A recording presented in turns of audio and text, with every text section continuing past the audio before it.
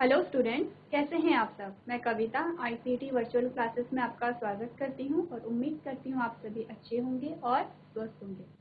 तो क्लास हम कंटिन्यू करेंगे chapter number 8 that is cell structure and function. तो इस चैप्टर में हम क्या पढ़ रहे थे, हमने सेल के बारे में पढ़ा था। आपने क्या देखा था कि सेल क्या होती है, हमारी बॉडी के स्ट्रक्चरल और फंक्शनल यूनिट होती है, यानी कि संरचनात्मक और क्रियात्मक इकाई होती है।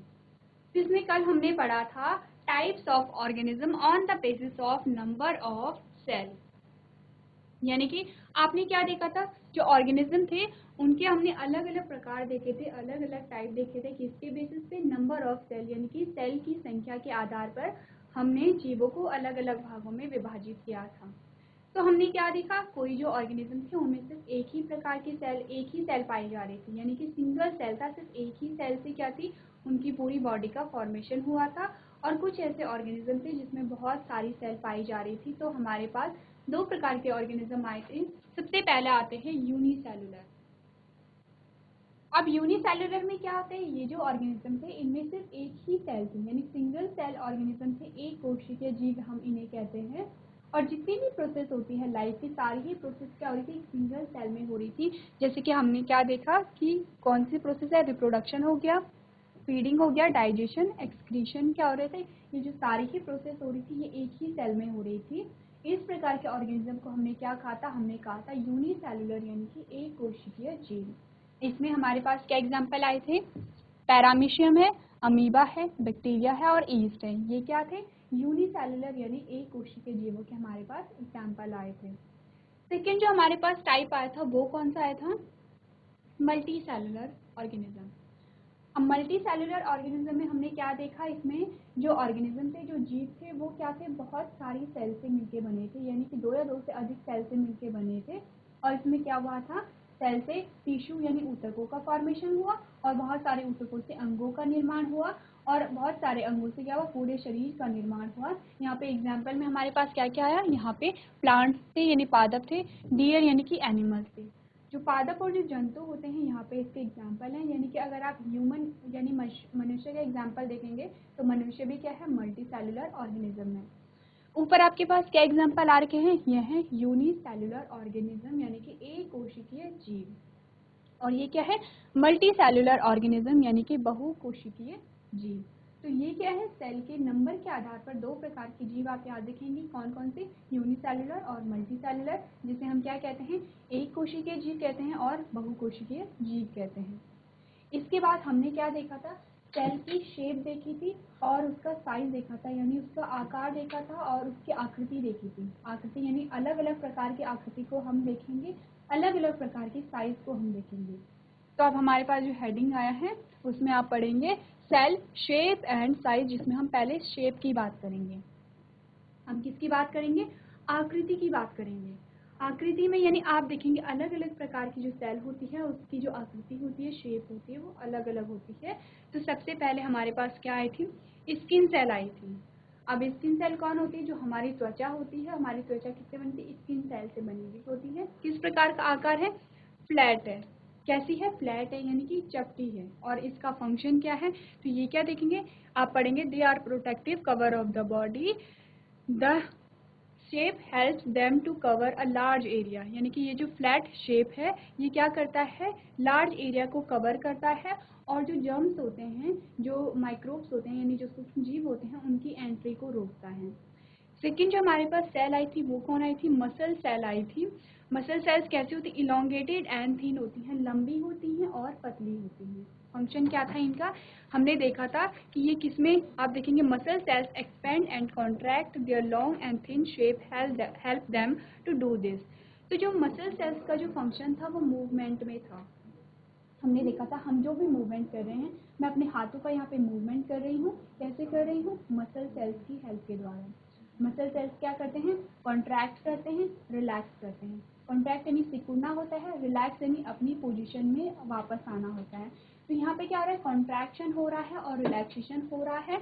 इसी बेसिस से जो मसल सेल्स होती हैं वो क्या करती हैं, मूवमेंट में हेल्प करती हैं, गति में हेल्प करती हैं।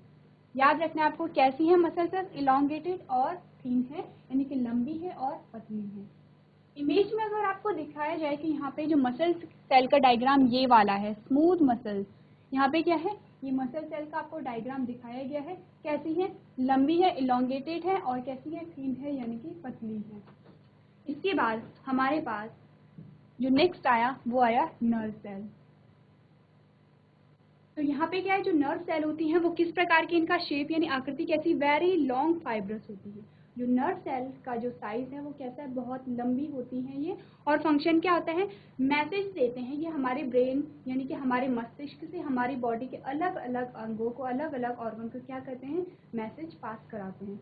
कल हमने क्या देखा था, जब हमने एग्जाम्पल में पढ़ा था तो हमने कहा जब भी आप किसी गर्म चीज़ को छूते हो तो आप एकदम से हाथ हटा लेते हो। क्या हुआ वहाँ पे, जैसे ही आपने गर्म चीज़ को छुआ तो यहाँ से नर्व सेल ने यहाँ से मैसेज को भेजा हमारे ब्रेन में कि ये क्या है, बहुत गर्म है, हमारे लिए हानिकारक है।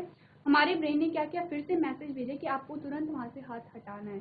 मैसेज पास हो रहे हैं हमारे ब्रेन से हमारे अलग अलग ऑर्गन्स में। तो यहाँ पे कैसी आपकी शेप भी आपको याद रखनी है, साथ साथ में आपको फंक्शन भी यहाँ पे याद रखना है। नेक्स्ट यहाँ पे आया व्हाइट ब्लड सेल्स। अब कैसी होती है, डिस्क शेप की होती हैं, पर ये अपने शेप को चेंज कर सकती हैं। व्हाइट ब्लड सेल्स क्या होती हैं, श्वेत रक्त कणिकाएं। जो हमारे ब्लड होता है, हमारे ब्लड में कुछ सेल्स होती हैं, उनमें अलग अलग प्रकार के आपने सेल्स देखे होंगे, उसमें से एक प्रकार की होती है श्वेत रक्त कणिकाएं। कैसी होती है श्वेत रक्त कणिकाओं का जो शेप होता है वो डिस्क जैसा होता है, और ये क्या करता है, हमें क्या करता है, इम्यूनिटी प्रदान करता है, यानी रोग प्रतिरोधक क्षमता को के लिए कौन रिस्पॉन्सिबल होता है, व्हाइट ब्लड सेल्स होती हैं।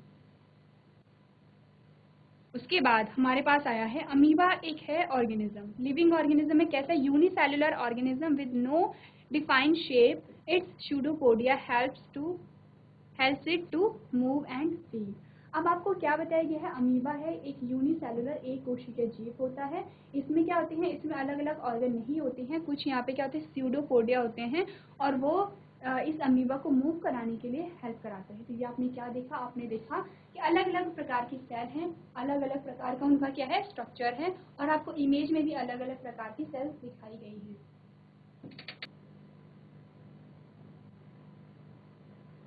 चलिए, ये बात हमने कल कर ली थी। इसके बाद जो हमारे पास नेक्स्ट टॉपिक आया था, आपको क्या करना है, आपको बुक भी अपने साथ में रखनी है, जिससे आपको पता चले कि आप कौन सा टॉपिक पढ़ रहे हैं।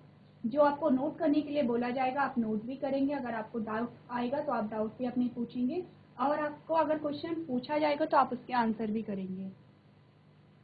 तब हम बात कर रहे थे सेल साइज की। अब हमने आकृति की तो बात हमने कर ली, अब हम आकार की बात करेंगे। हमने क्या कहा था, आप यहाँ पे इमेज देखेंगे, इमेज में आपने दो प्रकार का देखा। सबसे छोटी जो सेल होती है वो माइकोप्लाज्मा की होती है, सबसे छोटी सेल तो किसकी होगी, माइकोप्लाज्मा की सेल होती है। और अगर सबसे बड़ी सेल हम कहें तो ऑस्ट्रिच का जो एग होता है, ये ऑस्ट्रिच का एग है, और ये माइकोप्लाज्मा की सेल होती है। सबसे बड़ी ये सेल है, ये जो एग आपको दिख रहा है पूरी क्या है, एक सेल है, सेल यानी कि एक कोशिका है, और ये जो माइकोप्लाज्मा है ये क्या है, सबसे छोटी सेल है। अब आप अपनी बुक में देखेंगे तो आपके पास कुछ एक्सपेरिमेंट है। यहाँ पे स्ट्रक्चर ऑफ सेल में हमने क्या देखा था कि सेल क्या है, अलग अलग बहुत सारे स्ट्रक्चर से मिलके बनी होती हैं। किस किस से मिलके बनी होती है, अलग अलग कंपोनेंट यहाँ पे शामिल होते हैं। यहाँ पे आपने देखा जो यहाँ पे जो कंपोनेंट होते हैं सेल के कौन है, सेल वॉल है। सेल वॉल को हमने क्या कहा था, कोशिका भित्ति कहा था। जीआईसी मछखाली के बच्चे प्रॉपर तरीके से बैठेंगे। ओके, तो हमने क्या कहा था, कंपोनेंट कौन कौन से इंक्लूड होते हैं, सेल वॉल होती है। सेल वॉल को हमने क्या कहा था, कोशिका भित्ति कहा था। नेक्स्ट हमारे पास सेल मेम्ब्रेन आया था, यानी कि कोशिका झिल्ली आया था। साइटोप्लाज्म को हमने क्या कहा था, कोशिका द्रव्य कहा था। न्यूक्लियस को हम क्या कहते हैं, केंद्रक कहते हैं। और सेल ऑर्गेनेलीज आती हैं कुछ, जो सेल के कुछ और अंग यहाँ पे आते हैं, इन सभी से मिलकर क्या बनती है, कोशिका बनती है। तो यहाँ पे हमने क्या देखा, जो सेल का स्ट्रक्चर किस प्रकार का होता है। आप क्या करेंगे, आपने सेल का स्ट्रक्चर देखना है, उसकी डेफिनेशन भी यहाँ पे देखनी है। ओके, इसके बाद जो नेक्स्ट हमारे पास टॉपिक आता है, अब आपके पास एक एक्सपेरिमेंट आएगा। ये भी क्या है, ये एक एक्सपेरिमेंट है। इससे आप देख सकेंगे कि जो सेल होती हैं, सेल किस प्रकार से आप ऑब्जर्व कर सकते हो। ये जो एक्सपेरिमेंट है इसे आप अपने स्कूल में कर सकते हो। तो वहाँ पे आपने क्या देखा, यहाँ पे जो हेडिंग है, to observe basic component of plant cell, यानी पादप कोशिका के जो कंपोनेंट होते हैं, जो घटक होते हैं, उन्हें आप किस प्रकार से ऑब्जर्व करेंगे। तो सबसे पहले आपने क्या करना है, पील एन अनियन। आपने क्या करना है, प्याज लिया और प्याज की आपने क्या करनी है, वो आप जो निकालते हो व्हाइट वाला जो बहुत पतला सा जो कवर होता है, आपने देखा होगा, वो पतला सा कवर आपको निकालना है। आपने देखा है जब कभी आप प्याज को घर में काटते हो तो आपको कुछ सफ़ेद सी बहुत बारीक परत आपको दिखाई देती है, किसी ने देखा है?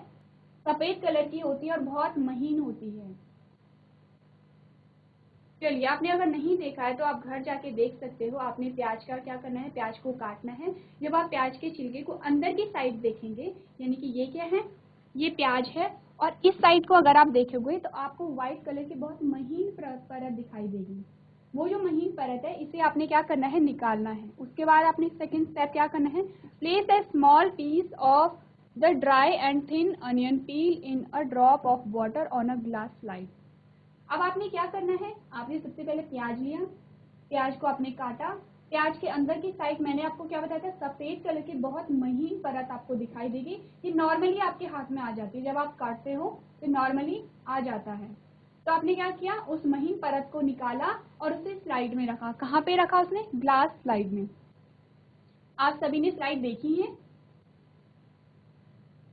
चलिए, अगर आपने स्लाइड नहीं देखी तो आप अपने लैब में जाएंगे, आपको स्लाइड दिखाई देगी। कुछ इस प्रकार की स्लाइड होती हैं, ग्लास की स्लाइड। ये क्या होती है, कांच की कुछ इस प्रकार की स्लाइड होती हैं। तो यहाँ पे आपने क्या करना है, अब वो जो अनियन पील आपने निकाला, यानी जो अनियन की जो महीन परत आपने निकाली, उससे आपने इस प्रकार की स्लाइड में क्या किया, रख लिया। किस प्रकार की स्लाइड में, इसमें। नेक्स्ट आपने क्या करना है, नेक्स्ट स्टेप आपने क्या किया, put a drop of methylene blue solution on this layer and place a cover slip on it. अब आपने क्या किया, एक सॉल्यूशन आपको मिलेगा, मिथाइलिन ब्लू सॉल्यूशन। क्या है ये, मिथाइलिन ब्लू सॉल्यूशन आपके लैब में होगा। आपके टीचर से आपको पूछना है कि मिथाइलिन ब्लू सॉल्यूशन आपने क्या किया, उसमें डाल दिया। क्या किया, आप लोग को याद रखना है, आपने क्या किया, अनियन पील निकाला, यानी कि जो प्याज था उसकी जो महीन परत थी, जो व्हाइट कलर की मैंने आपको बताई थी, वो निकाली, उसे इस कवर स्लिप में ऐसे यहाँ पे रखा। जब आपने इसके ऊपर रख दिया तो इसके ऊपर आप क्या डालेंगे, आप ये वाला सॉल्यूशन डालेंगे, मिथाइलिन ब्लू सॉल्यूशन।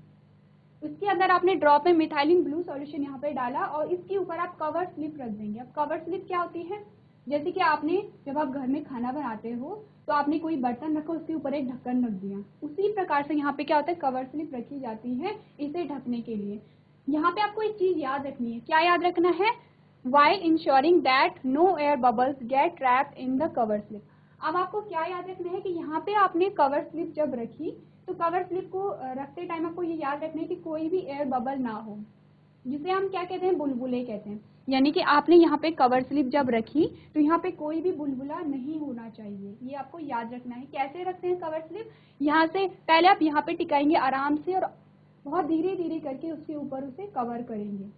ये जब आप एक्सपेरिमेंट कर रहे होंगे तो आप अपने टीचर की हेल्प से ये जो एक्सपेरिमेंट है इसे करेंगे।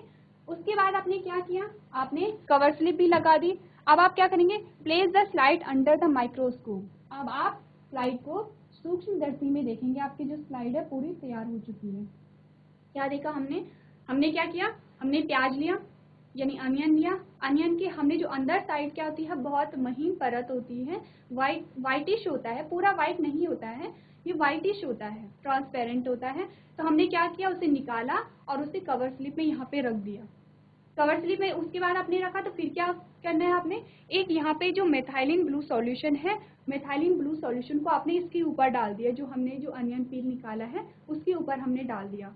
जब हमने ये सॉल्यूशन डाला तो इसके ऊपर से हम एक कवर स्लिप रख देंगे। आप क्या कह सकते हो, इसका कवर, जैसे कि मैंने अभी आपको क्या बताया, कोई बर्तन है उसका आप ढक्कन रखते हो, उसी प्रकार से इसे हमने कवर कर देना है। कवर करते टाइम इसमें कोई भी बबल्स ना हो, ये हमें याद रखना है। उसके बाद हमने क्या करना है, हमारी जो स्लाइड है वो पूरी तैयार हो चुकी है। अब आपको इसे माइक्रोस्कोप में देखना है, सूक्ष्मदर्शी में देखना है। आप सभी ने सूक्ष्मदर्शी देखे हैं? चलिए, अगर आपने नहीं देखे हैं तो आपके लैब में होंगे, आप बायो लैब में जाएंगे और वहाँ पे ये एक्सपेरिमेंट करेंगे। तो जब आपने सूक्ष्मदर्शी में देखा तो आपको क्या क्या ऑब्जर्वेशन वहाँ पे मिले, तो ऑब्जर्वेशन क्या क्या मिले हम देखेंगे। सबसे पहला, the boundary of the onion cell is the cell membrane which is covered by another thick covering is called cell wall. क्या बता रहा है आपको?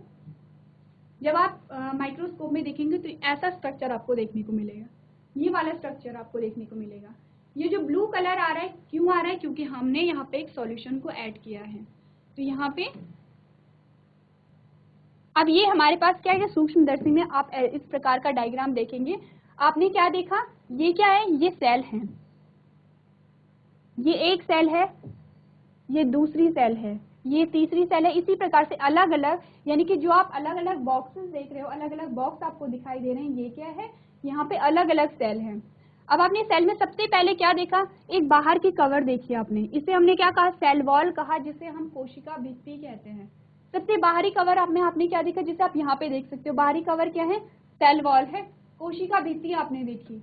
उसके बाद दूसरा कवर आपको ये देखने को मिल रहा है, एक ये देखने को मिल रहा है, एक ये देखने को मिल रहा है। इसी प्रकार से यहाँ पे ब्लू कलर है, क्लियर नहीं होगा, आपको क्या करना है, जब आप सूक्ष्मदर्शी में देखेंगे तो आपको दोनों लेयर साफ साफ दिखाई देंगी। या फिर जब आप अपनी बुक को देखेंगे तो बुक में आपको इमेज दी गई होगी, जहाँ पे ये एक्सपेरिमेंट हो रहा है वहाँ पे आपको इमेज दी गई होगी।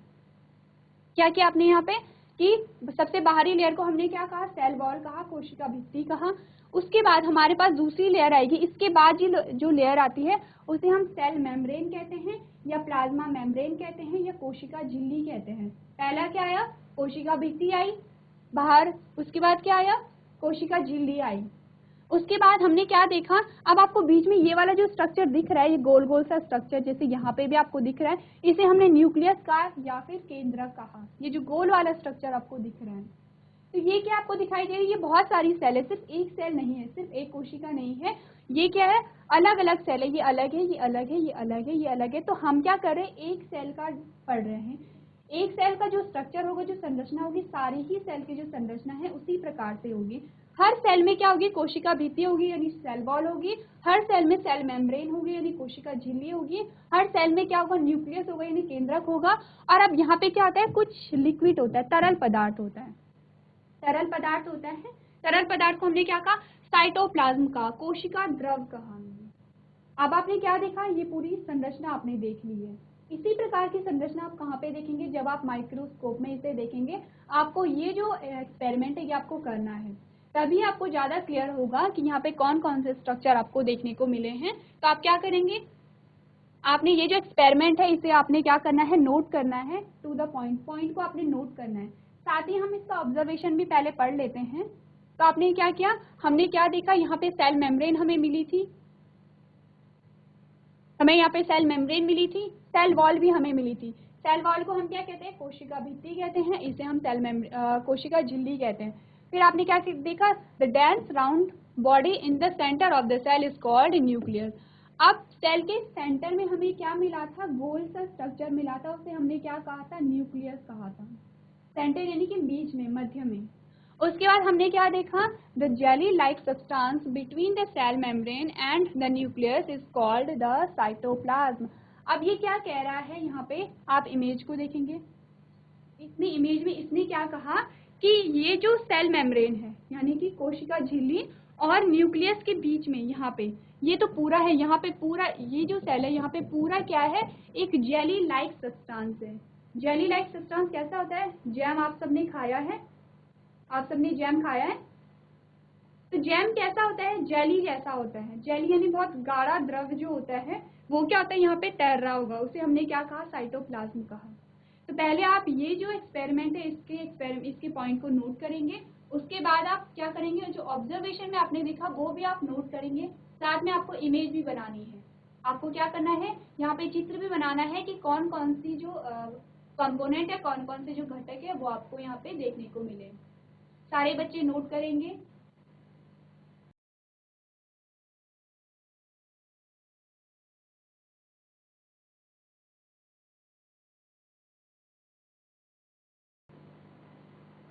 चलिए, ये तो हमने देखा कि जो प्लांट सेल है, प्लांट सेल को हम किस प्रकार से यहाँ पे जो एक्सपेरिमेंट है उसके द्वारा हम उसे देख सकते हैं। अब हम जानेंगे जो एनिमल सेल है, एनिमल सेल यानी कि जो एनिमल सेल को हम किस प्रकार से ऑब्जर्वेशन के थ्रू देख सकते हैं। तो यहाँ पे कल मैंने आपको क्या बताया था, मैंने आपको बताया था कि एनिमल सेल और प्लांट सेल में सबसे पहला जो डिफरेंस है वो क्या है कि प्लांट सेल यानी पादप कोशिका में क्या होती है, सेल वॉल प्रेजेंट होती है, और एनिमल सेल में क्या होती है, एनिमल सेल में जो सेल वॉल है वो प्रेजेंट नहीं होती है।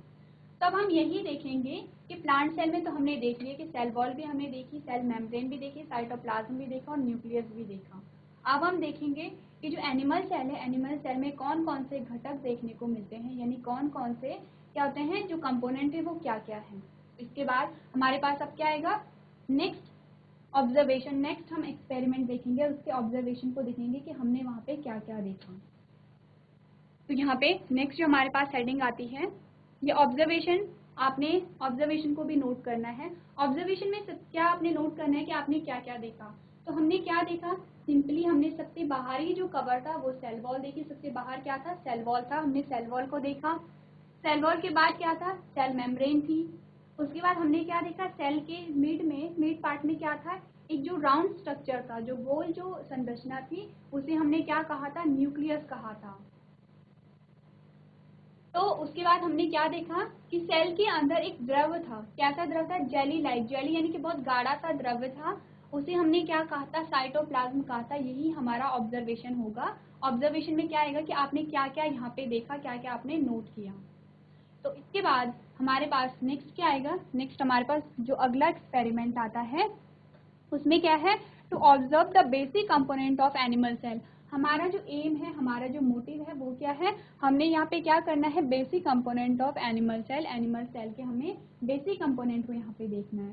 तो उसके लिए हमने क्या किया, यहाँ पे हमारा जो एक्सपेरिमेंट है वो शुरू होता है, अलग अलग पॉइंट हमारे पास आते हैं।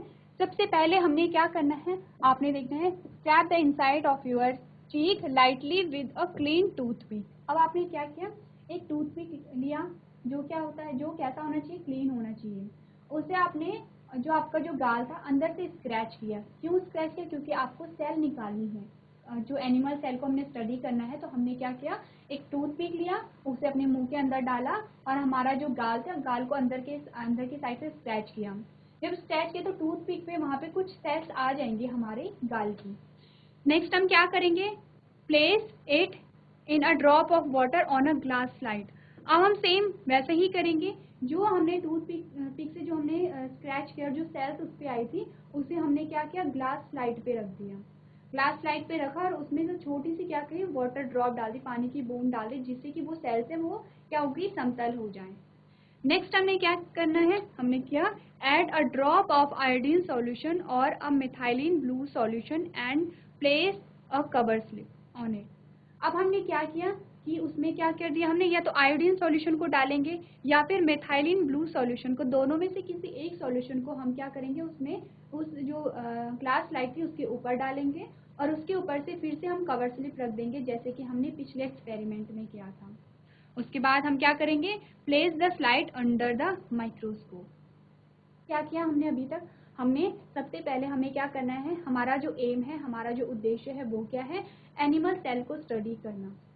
तो एनिमल सेल को स्टडी करने के लिए हमने क्या किया, हमें एनिमल सेल भी चाहिए, तो हमने क्या किया, एक टूथपिक लिया जो क्लीन होना चाहिए, उससे हमने क्या किया, हमारा जो गाल था, गाल के अंदर से हमने उसे स्क्रैच किया, और स्क्रैच किया तो कुछ सेल्स जो हमारे गाल की थी वो टूथपिक पे आ गई। उसके बाद हमने उसे क्या किया, उन सेल्स को हमने ग्लास स्लाइड पे रख दिया। स्लाइड पे जब रखा तो उन सेल को समतल करने के लिए हमने उसमें हल्की सी पानी की ड्रॉप वहाँ पे ऐड कर दी। उसके बाद हम यहाँ पे कुछ सॉल्यूशन को ऐड करेंगे। दो प्रकार के यहाँ पे होते हैं, या तो हम आयोडीन सॉल्यूशन को रखें या हम मिथाइलिन ब्लू सॉल्यूशन को वहाँ पे ऐड कर देंगे। उसके बाद जब हमने इस सॉल्यूशन को ऐड किया तो ऊपर हम अब कवर स्लिप रख देंगे, और कवर स्लिप को रखते टाइम हमें यहाँ भी ध्यान रखना है कि कोई बबल यहाँ पे ना आए, यानी कि कोई भी बुलबुला यहाँ पे ना बने। अगर वहाँ पे बुलबुला बन जाता है तो वहाँ पे क्या होगा, जो इमेज आएगी, जो संरचना आएगी वो क्लियर नहीं आएगी, क्योंकि उसमें बबल बन चुके होंगे। उसके बाद आपने क्या किया, वहाँ पे कवर स्लिप से उसे ढक दिया, और अब क्या करेंगे, हम इस स्लाइड को माइक्रोस्कोप में देखेंगे, सूक्ष्मदर्शी में देखेंगे। तो क्या क्या ऑब्जर्वेशन आप देखेंगे, जब आप ये एक्सपेरिमेंट करेंगे तो आपको ऑब्जर्वेशन क्या क्या मिलेगा। सबसे बाहरी कवर आपको क्या दिखेगा, वहाँ पे दिखेगा सेल मेम्ब्रेन दिखेगी। कैसी होगी सेल जो मेम्ब्रेन होगी, cell wall is absent in animal cell. यहाँ पे क्या होगा, सबसे बाहरी जो कवर होगा वो हमें सेल मेम्ब्रेन मिला, और सेल मेम्ब्रेन को ही हम प्लाज्मा मेम्ब्रेन भी कहते हैं। अगर हम बात करें प्लांट सेल की या पादप कोशिका की, तो सबसे बाहरी कवर हमें क्या मिला था, सेल वॉल मिला था, कोशिका भित्ति मिली थी। और अगर हम बात करें एनिमल सेल की, तो एनिमल सेल में क्या हुआ, सबसे बाहरी कवर क्या हुआ, सेल मेम्ब्रेन हुआ। इससे क्या साबित होता है कि एनिमल सेल में यहाँ पे सेल वॉल नहीं होती, यानी कोशिका भित्ति यहाँ पे नहीं पाई जाती है। सेकेंड स्ट्रक्चर हमने क्या देखा, हमने न्यूक्लियस को भी देखा, यानी कि सेल के बीच में जो राउंड स्ट्रक्चर था, न्यूक्लियस यहाँ पे भी प्रेजेंट था और न्यूक्लियस पादप कोशिका में भी प्रेजेंट था। जब हमने उसकी स्टडी की थी, दोनों में ही क्या है, न्यूक्लियस प्रेजेंट है। साथ ही हमने क्या देखा, साइटोप्लाज्म भी यहाँ पे प्रेजेंट है, यानी दोनों ही कोशिकाओं में साइटोप्लाज्म भी प्रेजेंट है। तो इससे हमें क्या देखने को मिला, हमने देखा कि यहाँ पे क्या है, सेल वॉल क्या है, पादप कोशिका में पाई जाती है और एनिमल जो सेल है वहाँ पे नहीं पाई जाएगी, और न्यूक्लियस और साइटोप्लाज्म दोनों ही कोशिकाओं में पाई जाती हैं। तो ये दोनों ही जो एक्सपेरिमेंट है आपकी बुक में दिए गए हैं, आपको दोनों ही एक्सपेरिमेंट करने हैं। तो आप क्या करेंगे, इस एक्सपेरिमेंट को नोट करेंगे, साथ ही आपको ऑब्जर्वेशन भी नोट करना है कि आपने क्या ऑब्जर्व किया।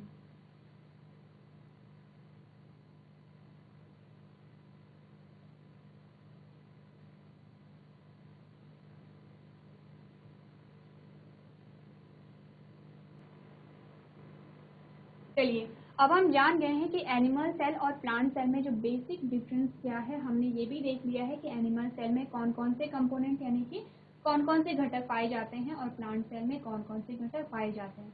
अब हम क्या करेंगे, इन घटकों को, इन कंपोनेंट को एक एक करके डिटेल में पढ़ेंगे। तो सबसे पहले हम पढ़ेंगे सेल वॉल के बारे में, क्योंकि हम क्या कर रहे हैं, कंबाइंडली पढ़ेंगे। एनिमल सेल के भी कंपोनेंट हम पढ़ेंगे और प्लांट सेल के भी हम कंपोनेंट सारे पढ़ेंगे। तो सबसे पहले हम स्टार्ट करेंगे सेल वॉल से। आपको याद रखना है, सेल वॉल सिर्फ प्लांट सेल में पाई जाती है, एनिमल सेल में सेल वॉल नहीं पाई जाती है। तो हमारा सबसे पहला जो आएगा हेडिंग, वो आएगा सेल वॉल यानी कि कोशिका भित्ति। अब क्या होती है कोशिका भित्ति, तो आप पढ़ेंगे, the cell wall is the most prominent part of the plant cell structure. It is made up of cellulose, hemicellulose and pectin. यानी कि यहाँ पे क्या है, जो सेल वॉल पाई जाएगी वो कहाँ पे पाई जाएगी, प्लांट सेल में पाई जाएगी। और किस किस से बनी होती है सेल वॉल, सेलुलोज से बनेगी, हेमीसेलुलोज से बनेगी, पैक्टिन से बनेगी। यानी अलग अलग प्रकार के जो पादप होते हैं उनमें अलग अलग प्रकार से जो सेल वॉल होती है अलग अलग चीज़ों से बनी होती हैं। किसी में सेलुलोज की बनी होगी, किसी में हेमीसेलुलोज, किसी में पैक्टिन की बनी होगी। नेक्स्ट हम क्या देखेंगे, the cell wall is present exclusively in plant cells. It protect the plasma membrane and other cellular component. अब जो सेल वॉल है इसका काम क्या है, तो सेल वॉल के अंदर क्या पाई जाती है, प्लाज्मा मेम्ब्रेन पाई जाती है। इसी को ही हमने क्या कहा था, सेल मेम्ब्रेन भी कहा था। तो जो सेल वॉल होगी वो क्या करेगी, प्लाज्मा मेम्ब्रेन को प्रोटेक्शन प्रोवाइड करेगी, यानी उसे सुरक्षा देगी। क्या होगा, जो कोशिका भित्ति होगी कोशिका झिल्ली को क्या करेगी, सुरक्षा प्रदान करेगी। नेक्स्ट आपने क्या देखा, the cell wall is also the outermost layer of the plant cell. अब ये हमें पता है कि सेल वॉल क्या है, सबसे बाहरी परत है किसकी, जो प्लांट सेल होता है, पादप कोशिका के सबसे बाहरी कवर को हमने क्या कहा, हमने उसे कहा सेल वॉल। नेक्स्ट हमने क्या देखा, it is a rigid and stiff structure surrounding the cell membrane. कैसा है जो सेल वॉल है, कैसी है, रिजिड है। रिजिड है यानी कि कठोर है सेल वॉल। क्यों कठोर है, क्योंकि इसे क्या करना है, इसे जो सेल मेम्ब्रेन है, सेल मेम्ब्रेन यानी कि कोशिका झिल्ली को प्रोटेक्शन प्रोवाइड करना है, सुरक्षा देनी है। तो इसे क्या होना पड़ेगा, रिजिड होना पड़ेगा। क्योंकि ये जो बाहरी जो जितने भी फैक्टर होते हैं जो कि क्या करते हैं, जो सेल को नुकसान पहुंचा सकते हैं, उन सारे ही फैक्टर्स, उन सारे ही कंपोनेंट से सेल को क्या करनी है, सुरक्षा प्रदान करनी है। नेक्स्ट आप देखेंगे, it provide shape and support to the cell. क्या कराता है, शेप यानी कि आकृति देता है। सबसे बाहरी जो कवर होगा वो क्या करेगा, सेल को एक निश्चित शेप देगा, शेप यानी कि उसे निश्चित आकार देगा। साथ में क्या देगा, सपोर्ट देगा यानी कि उसे क्या देगा, सुरक्षा देगा। नेक्स्ट आपने क्या देखा, to the cell and protect them from a mechanical shock and injuries. क्या होता है, ये सुरक्षा भी प्रदान करता है और सेल को क्या होता है, शेप यानी कि आकार भी प्रदान करता है। तो ये क्या है, सेल वॉल है। सेल वॉल का जनरल इंट्रोडक्शन है। इन सारे ही पॉइंट्स को आप अपनी कॉपी में नोट करेंगे।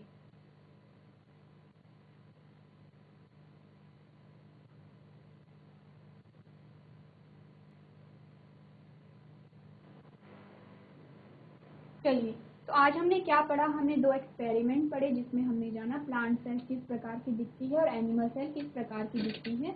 साथ ही हमने क्या स्टार्ट कर दिया, जो सेल के जो कंपोनेंट हैं उन्हें हम अब एक एक करके पढ़ेंगे, जिसमें सबसे पहले हमने सेल वॉल के बारे में पढ़ लिया है। तो आज के सेशन में हम इतना ही करेंगे। इसके आगे का जो सेशन है हम इसे अगली क्लास में कंटिन्यू करेंगे। तो अभी तक क्लास में बने रहने के लिए आपका धन्यवाद।